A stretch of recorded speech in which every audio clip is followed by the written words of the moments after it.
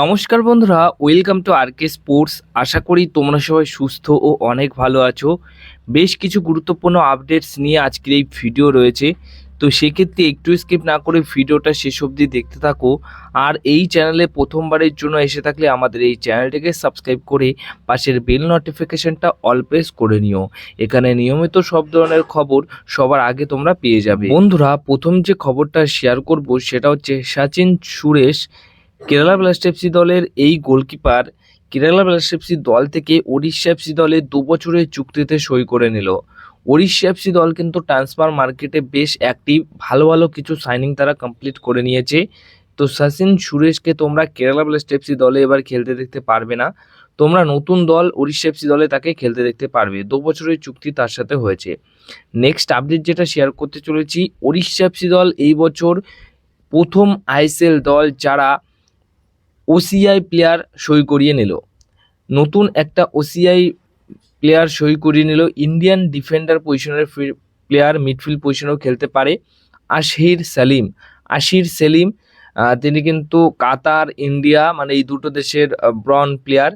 তো সেই অনুযায়ী ইন্ডিয়ান অরিজিন ফুটবলার, তো সেই ক্ষেত্রে এই ফুটবলারটিকে সই করিয়ে নিয়েছে। অবশ্যই ওড়িশা এফসি দল একটা লং টার্ম চুক্তি তার সাথে করা হচ্ছে বা করিয়েছে। কাতারি টপ টায়ার লিগ আল সেলিয়া এফসি দলের হয়ে তিনি কিন্তু খেলেছেন এবং ফার্স্ট টিমের হয়ে সেই টিমের হয়ে খেলেছেন। তো খুবই ভালো মানের একটা ফুটবলার এবং দারুণ একটা প্লেয়ার। এই প্লেয়ারটি ভবিষ্যতে যখন নিয়ম চালু হয়ে যাবে তখন কিন্তু ইন্ডিয়া টিমের হয়েও খেলবে আশা করা যায়। তো এই ফুটবলারটিকে কিন্তু সই করিয়েছে ওড়িশা এফসি দল। পাঞ্জাব এফসি দল তাদের ক্যাপ্টেন নিখিল প্রভুর সাথে 2 বছরের চুক্তি বাড়িয়ে নিয়েছে। 2028 সাল অবধি এই নিখিল প্রভু থাকবে পাঞ্জাব এফসি দলের জার্সিতে, ক্যাপ্টেনের দায়িত্বে খেলবেন তিনি। নেক্সট আপডেট যেটা শেয়ার করতে চলেছি সেটা হচ্ছে ইসাক রালতে, উড়িষ্যা এফসি দলের একজন ইয়ং তারকা প্রতিভাবান ফুটবলার। সেই উইঙ্গার পজিশনের ফুটবলারটি কিন্তু সই করে নিল উড়িষ্যা এফসি দল থেকে এফসি গোয়া দলে সে কিন্তু একদম পুরোপুরি পাকাপোক্ত চুক্তি সেরে ফেলেছে। তাকে নেক্সট ইয়ার এফসি গোয়া দলের হয়ে খেলতে দেখা যাবে।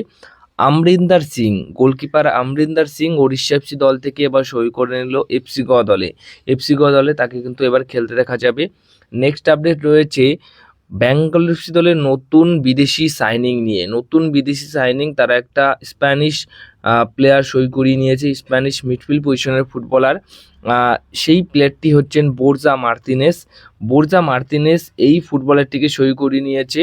2 কোটি টাকা তার মার্কেট ভ্যালু রয়েছে। 31 বছর বয়সী এই মিডফিল্ডারটিকে এবার তোমরা খেলতে দেখতে পারবে বেঙ্গালুরু এফসি দলের জার্সিতে। স্প্যানিশ ফুটবলার, ইন্দোনেশিয়ার যে ক্লাব সেই ক্লাবের হয়ে এর আগে খেলেছেন। পার্সি জ্যাপ এই দলের হয়ে সে লাস্ট ইয়ার খেলেছে, এখন খেলবে বেঙ্গালুরু এফসি দলের হয়ে।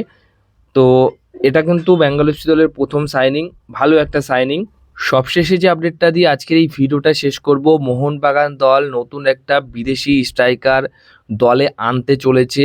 বিদেশি স্ট্রাইকারের খোঁজে রয়েছে, বেশ কিছু নাম তাদের শর্টলিস্টে রয়েছে। এই খবরটা গতকালই একটা ভিডিওতে শেয়ার করেছি। আর এই খবরটা মার্কাস মানে ইন্ডিয়ান ফুটবলের ক্ষেত্রে একদম সবথেকে জনপ্রিয় একজন জার্নালিস্ট, সে এই খবরটা শেয়ার করেছে। তারপরেই তোমাদেরকে ভিডিওর মাধ্যমে জানিয়েছি যে এইরকম একটা খবর রয়েছে, মোহনবাগান দল একটা বিদেশি স্ট্রাইকার দলে নেবার পরিকল্পনায় রয়েছে।